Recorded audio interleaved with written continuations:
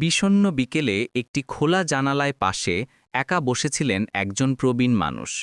আর তার চোখ স্থির ছিল একটি তোতা, যার পায়ে ছিল চেনা এক পুরনো রিংয়ের ক্ষীণ চিহ্ন।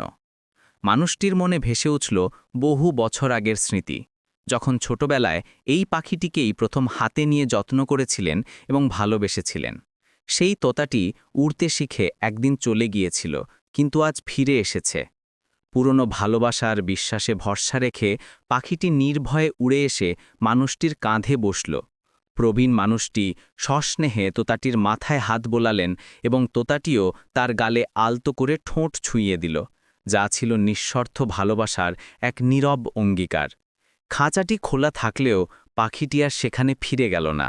সে বেছে নিল মানুষের ভালোবাসার উষ্ণ আশ্রয়। এই দৃশ্য প্রমাণ করে সত্যিকারের ভালোবাসা কখনো কোনো বাঁধন বা খাঁচা মানে না।